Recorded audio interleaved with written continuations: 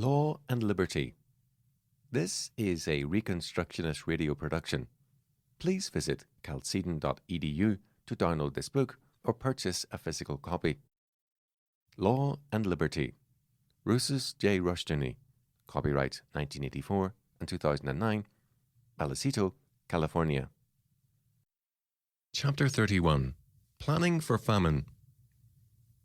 A distinguished American, E. Partial-preterism, who wrote two important works on the subject of famine, Farming for Famine, written in 1936, and Hunger and History in 1939, gives us a vivid picture of the fearful role of famine in man's life.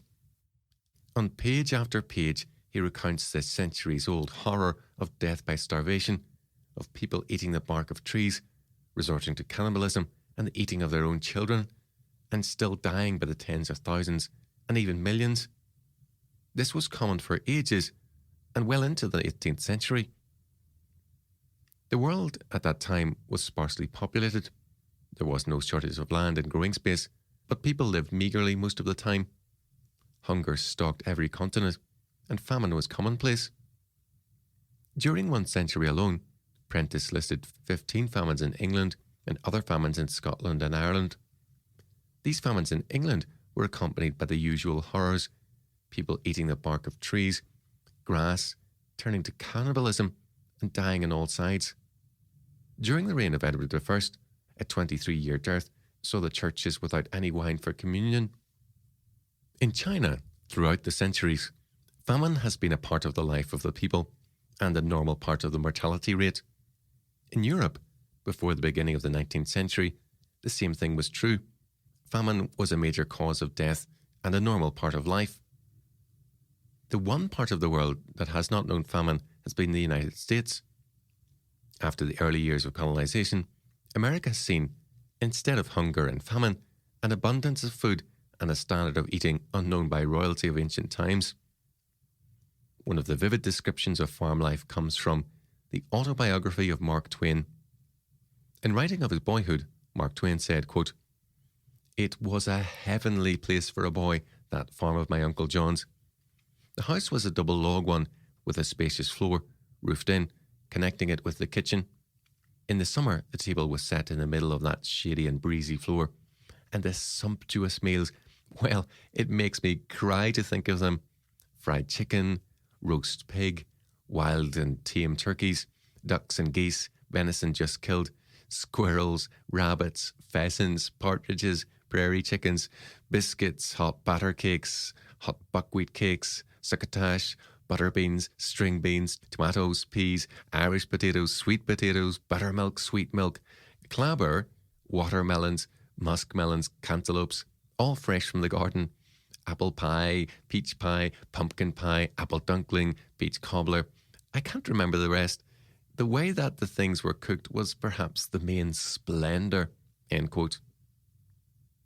Before we dismiss Mark Twain's picture by saying that America was then young, rich and underpopulated, let us remember that before the white man settled America, the Indians, who were perhaps at most 300,000 persons across the continent, starved regularly. Famine was a normal part of Indian life, and the reason was not overpopulation. In fact, this myth of overpopulation has nothing to do with the subject of food and the supply of food. People have, age after age, starved to death in lands with small populations and rich soil, and also lived richly in heavily populated areas. Both Prentice and Cornelius Walford have pointed out that the basic causes for famine are not those we usually consider, but rather, quote, "human folly and ignorance," end quote. Storms and droughts are a normal part of human existence. Nature is a condition of life, and man can protect himself to a considerable degree from natural disasters.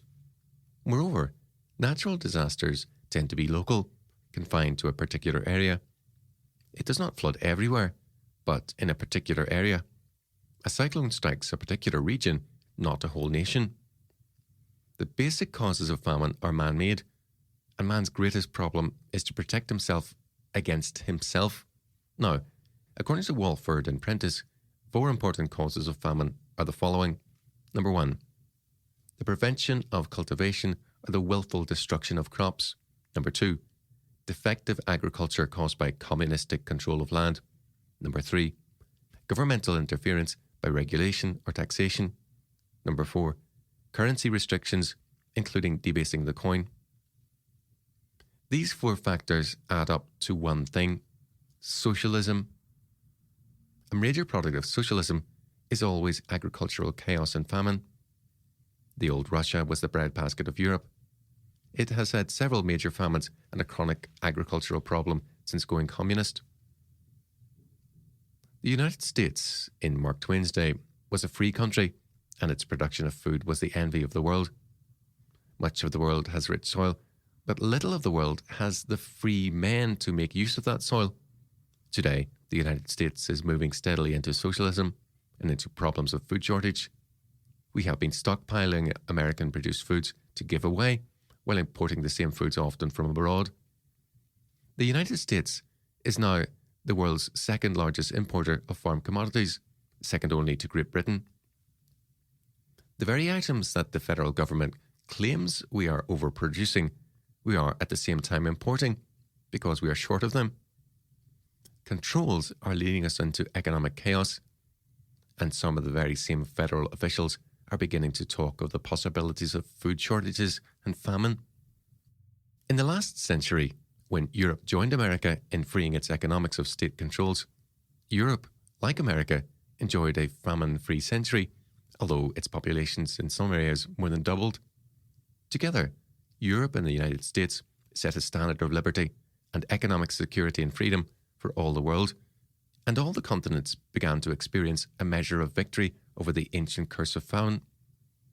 All over the world, with the growth of liberty, populations increased and the supply of food increased. It was free farmers who made possible a new growth of human welfare. However, with the 20th century, socialism offered a supposed shortcut to paradise on earth: statist controls. As the tide turned towards socialism, so also did famine begin to return. The more severe the socialism, the more severe the famine. Instead of blaming socialism for hunger and famine, the socialists began to make excuses. Overpopulation is a myth created by the statists to excuse their growing failure to feed people. But the American Indians, as we have seen, starved regularly before the coming of the white man. Very commonly they turned to cannibalism, and the very word cannibalism comes from the name of the Carib Indians of Haiti, whom Columbus met. The cannibalism of the Caribbeans was spoken of as a Caribbean practice, and the word Caribbean gradually changed to cannibal. The Indian tribes lacked freedom. Tribalism in its various forms was a kind of primitive communism. Even the freest tribes, where private property had some standing, lacked the freedom that is necessary for initiative. As a result, the Indians starved regularly on a rich continent. But the white settlers overpopulated America as compared to the Indian population and lived in plenty. The difference was liberty, faith, and hard work. By the sweat of their brow, the settlers made the land productive and rich. They made the name of America synonymous with liberty and wealth in the minds of all the peoples of the earth. Now, however, we are supposedly going to overcome all man's problems by laws, regulations, and push buttons. In fact, former Secretary of Agriculture Orville L. Freeman has predicted that we will have, quote, farming by satellite, end quote, by the year 2000. Space satellites will give farmers the basic information for farming. According to Freeman, quote, while the farmers of tomorrow study reports in their air-conditioned offices, relieved at last of the physical drudgery and occupational anxiety so traditionally theirs, and the Secretary of Agriculture takes unaccustomed ease at his desk in Washington, these shining satellites, equipped with the most sophisticated remote sensing instruments, are supplying the information needed to make key decisions, end quote. Freeman went on to tell a convention of the National Association of Science Teachers, quote, information gathered from throughout the world will be transmitted to computers for analysis and immediate use. The soils of the world will have been inventoried, and each crop will be grown either on the soil best suited for it or in soil chemically modified for maximum productivity.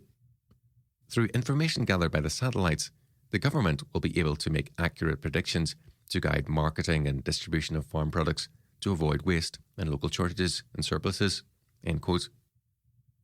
What Freeman is in effect saying is that the federal government, using the satellites, will analyse, control and determine all farming in terms of an overall plan.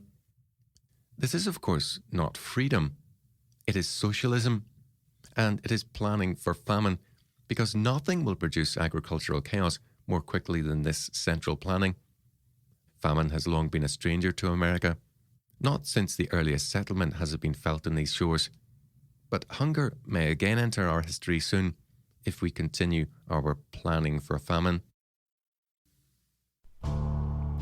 The Reconstructionist Radio Podcast Network brings to you a complete lineup of podcasts where you will hear practical and tactical theology.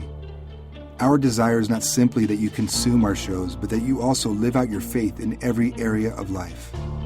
We can talk all day long about these things, but if we fail to put them into practice, then we fail as ambassadors of Jesus Christ, our King. Subscribe now to your favorite Reconstructionist Radio Podcast Network shows, or you can subscribe to the Reconstructionist Radio Master Feed, where all of the content we produce, including the audiobooks and audio articles, will pop up as soon as they are available. And don't forget to visit reconstructionistradio.com to volunteer as a narrator or to partner with this ministry financially. May the Holy Spirit stir you into action for Christ and His kingdom.